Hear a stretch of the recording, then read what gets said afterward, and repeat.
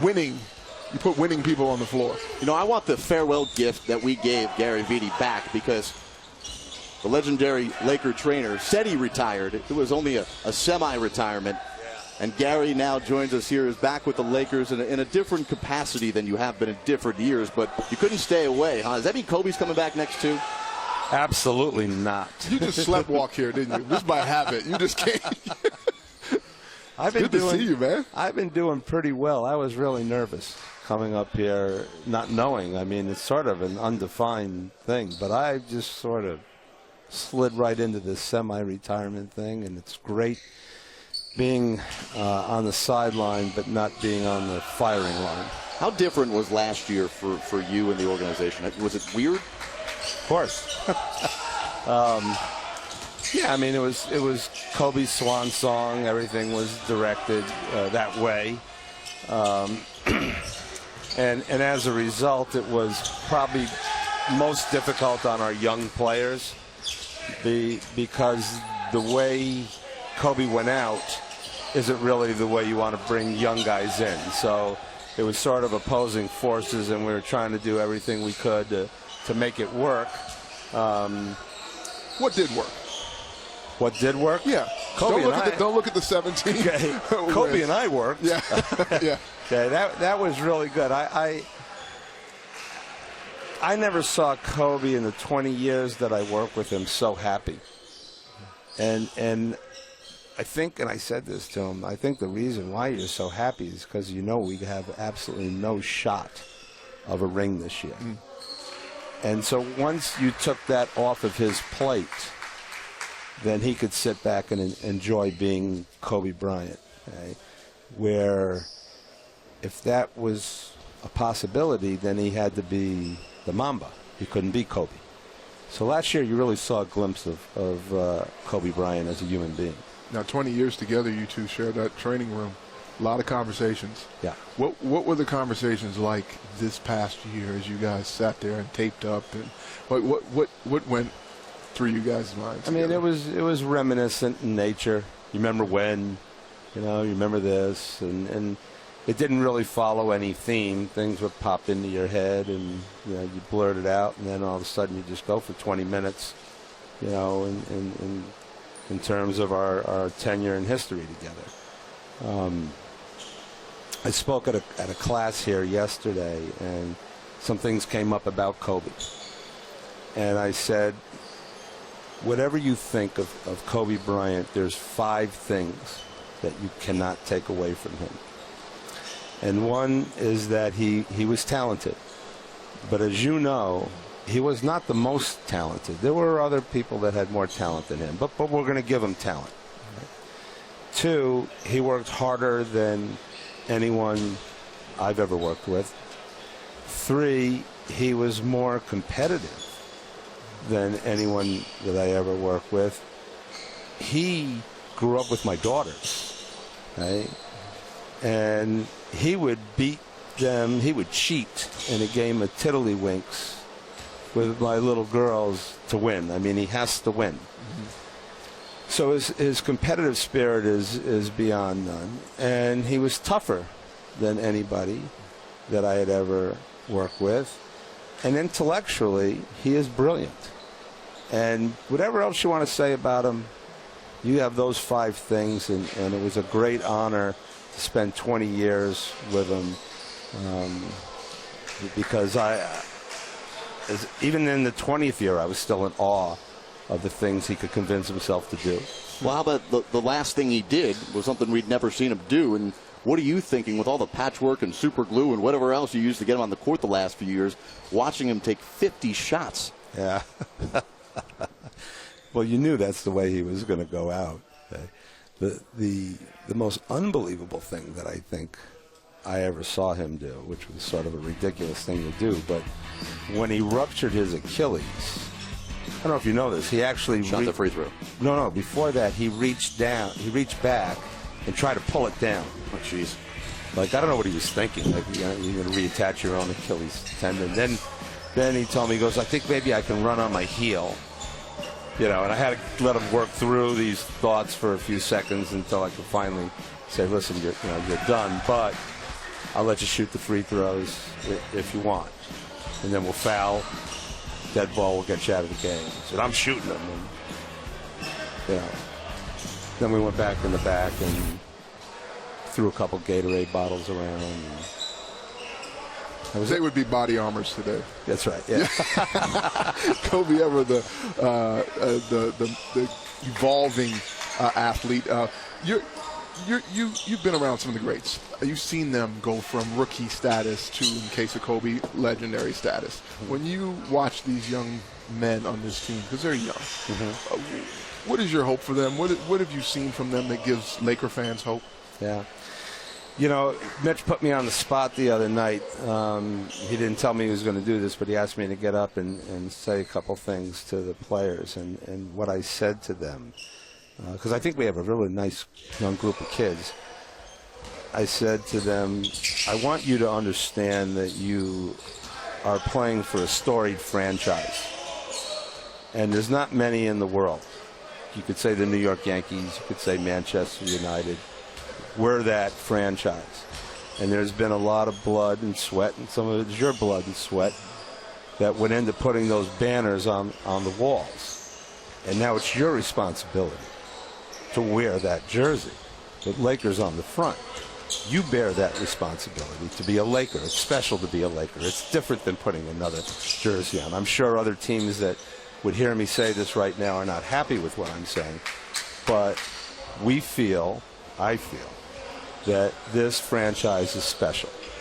Right? And you need to act that way on the court, off the court, play hard, you play to win. And that's the message that I left these young kids, and I think they received it well. We've had a nice spirited training camp so far. Yeah. I mean, they've been spirited. Yeah. You know, they don't know what they're doing out there, but they're spirited, which is a good start. When you saw Luke Walton here wearing a jersey, did you have the feeling that one day he could be the head coach of this team? Not initially, but it became very apparent to me along the way that Luke's basketball IQ was very, very high. And I'll tell you how that was apparent. During timeouts when he wasn't in the game, you could see he was thinking the game, and he had a lot to say, but he wasn't the coach, so he'd say it to me, So he was sort of coaching in his head, and Did you ever take credit for any of his ideas? Actually, yeah. Yeah, I would listen to him and then repeat, parrot what he said and make it look like I was a really smart guy. Well done. Yeah. Hey, one of the things that's evolved over the years, obviously, in sports medicine is nutrition, and a whole lot's been made of Brandon Ingram, his frame, how much he needs to put on his body. I've heard people debate whether it's healthy or unhealthy to pack on the pounds or how you do it. What's been the approach with Brandon, and how quickly do you try and get that done? Yeah, I think we have to be really, really realistic. Okay. If you put 20 pounds on Brandon, and I'm just guessing here, just looking at his body, I think that's a lot for him. I think he has some real, what I would call wiry strength. We have him on a very good nutritional program and strength program, and if the pounds go on, then they go on. Okay? I don't think you can force it. I think you have to do it the right way. And I think it's also unfair to compare him, when I look at him, to compare him to Kevin Durant.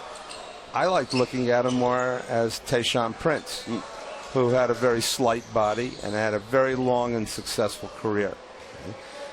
Michael Cooper was a very thin guy, but just because you're not really big doesn't mean you're not strong, functionally strong. Okay, so even that's what I've been trying to tell you for years, Rick. See, I'm strong. Hey, if Brandon needs 20 pounds, he can have 20 of mine. You can have 20 of mine. Okay. Gary, you want to go back and look at some old-time video? Sure. Wonder when the last time you saw this. Lakers in a few weeks are going to open up the season without Kobe Bryant for the first time since 95-96. You remember that season? Della Harris, the head coach. Team went 53-29, lost in the first round of the playoffs. Magic last year played 32 games. Then the next era was ushered in. That's a what's those are years ago. I mean, what's your definition of contending? I'm not sure I understand the question. What's your definition of a contending team? Sounds like a political debate here. I like this, getting definitions. To contend for the championship? That's your definition? To be a contender. Is that what you mean? Yes. Like at this point in time, looking at a team and saying they're a contender or they're not. Yes. That's the question? Yes. I mean, I think if you know the game and you know the personnel that's on the team, but you also have to know the personnel on the opposing teams, you can sort of pencil in wins and losses that you think, okay? And I think in the West this year, and this is a guess, I'm guessing you probably need 45 wins to get into the 8th spot. Okay? Yeah. Okay, so you got to get at least 1 through 8 to get into the show, and then you go from there. So minimum 45 in the West is what my guess would be, but still, most people would think if you're in the 8th spot, you're not a contender. You just got into the first round. I don't know if it's ever been done. I don't think an 8th seed has ever. In a lockout year. Yeah. Well, the Knicks got to the finals. Yeah. 99. So I'm not sure if that answered the question, but yeah, no, I know. I only curious because you've seen all levels of especially this stage in the season. Everyone considers themselves a contender. Record 0-0. Everyone has high hopes. These are all professional athletes that have been worked off in the summers, working hard on their craft, and everyone thinks they have a chance to win a championship. We know that's a smaller group of guys than maybe the 30 that think they have a chance. You're at UCSB. You've been to Hawaii, Palm Springs for training camp. Yeah. Any particular preference? And how important is it to hit the road as a group in training camp? Yeah, I'm probably not going to make very many friends with the answer to this question. I personally believe that we have this great facility and everything we need right in L.A. And that's our home, and that's where we should be.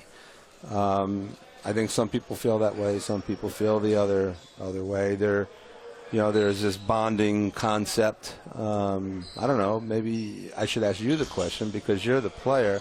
My experience with the players is that as soon as they're done here, they go to bed and they get some rest. It's not like they're out bonding together. Right. Okay? No, if you're doing it right, you're sleeping. Yeah. So I don't really buy in so much to that. I guess you can make an argument that there might be too many distractions at home, family, friends, that kind of thing. So you go someplace remote.